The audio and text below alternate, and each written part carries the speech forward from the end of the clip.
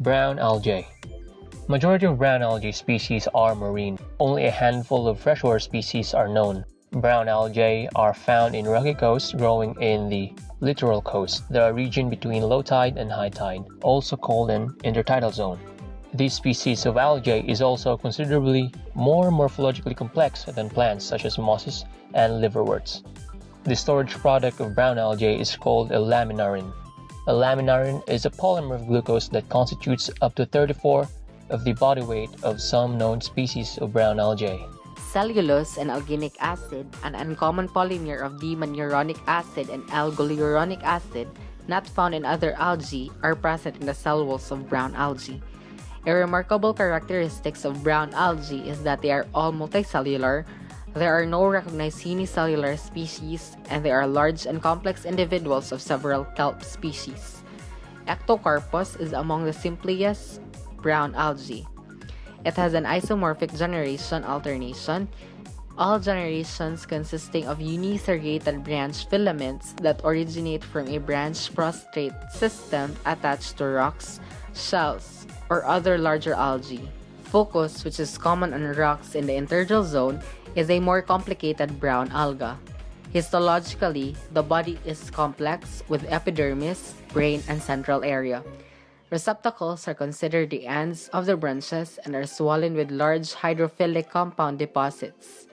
Minute openings that lead to tiny cavities, conceptacles, are dispersed across the surface of the receptacles. Certain concept cells undergo meiosis, producing either large eggs or small sperm. Some species have an outer covering similar to an epidermis called meristoderm that adds new layers to the surface. A parenchymatous middle tissue resembling the plant cortex is within the meristoderm, and in the center is a cylinder of trumpet cells resembling members of the sieve tube.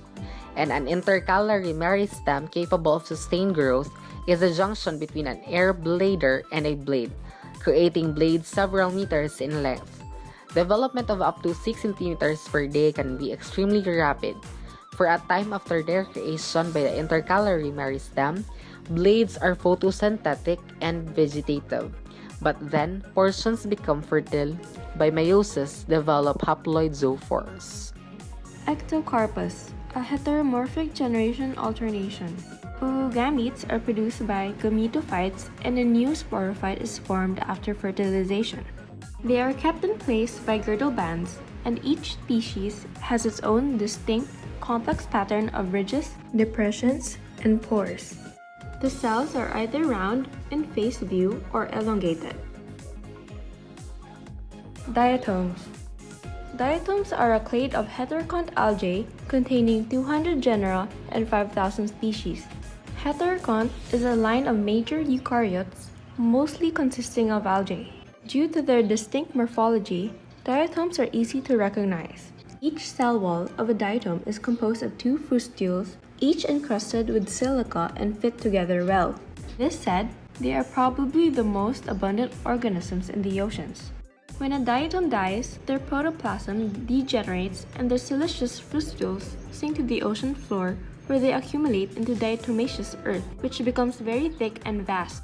Frustules go together and are held in place by girdle bands, with each species having its own characteristically complicated pattern of ridges, depressions, and pores. The cells are either centric or elongate diatoms. A diatom undergoes mitosis and cytokinesis, with each progeny cell receiving one of the frustules from its parental cell. Those that receive the inner frustule automatically matures into a cell that is smaller than the parent cell. When a cell reaches the optimum smallest size, sexual reproduction is triggered.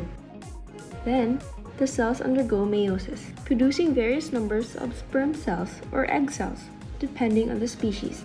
After fertilization, the zygote grows into a large cell and becomes dormant. It finally germinates and undergoes a round of nuclear cell division. Yellow-green algae. Yellow-green algae mostly occurs in freshwater. Some species are diverse, being unicellular, filamentous, or forming a giant multinucleate cell. Filamentous forms have two half-walls, similar to a diatom's frustules, attached to an adjacent half-wall of a neighboring cell. Although daughter cells remain together after cell division, filamentous forms can be called multicellular, only because no specialization occurs in any part. Some species have an unusual form, a body that consists of a long tubular coinocyte with a single large vacuole, a thin peripheral layer of cytoplasm, and thousands of nuclei. Yellow-green algae undergo asexual and sexual reproduction. During sexual reproduction, the cytoplasm at the tip of a tube, a pair of flagella form near each nucleus. The multiflagellate cell is able to swim away as the old wall breaks. It loses its flagella and begins to grow at each end. This forms a new tube. During sexual reproduction, each nucleus forms an individual cell as it organizes protoplasm. When the original cell wall breaks down, numerous biflagellate sperm cells swim away. A small multinucleate protrusion on a tube leaves a single, large uninucleate cell as all nuclei except one leaves the tube. After fertilization, the zygote forms a thick wall, subsides from the parent branch, and goes through a period of dormancy. Finally, the zygote undergoes meiosis and generates, forming a new tube filled with haploid nuclei. Golden brown algae. Golden brown algae consists of approximately 70 genera and 325 species. They are single cells covered with numerous silica scales that develop in the endoplasmic reticulum inside special vesicles. Cells may be either uniflagellate or biflagellate.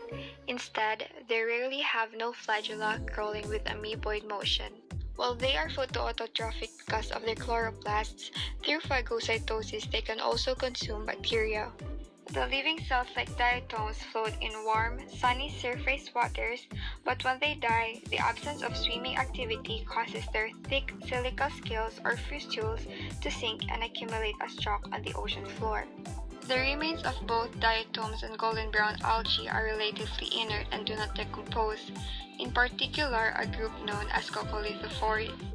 Drilling into seafloor sediments allows the amount of diatom and coccolith remains to be measured and the rate at which they have accumulated to be calculated. The surface atmosphere can be reconstructed. When the waters were warm, accumulation was rapid and carbon dioxide was plentiful for photosynthesis and slower when the climate was cool or low in carbon dioxide. Shallow coastal seas tend to be warmer than open oceans, which also impacts the development and reproduction of coccolith. We can also recreate past climates and ocean basin geology, specifically by studying fossil species, which are influenced by temperature but not carbon dioxide.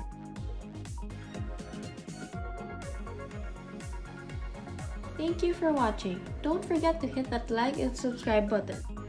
See you again!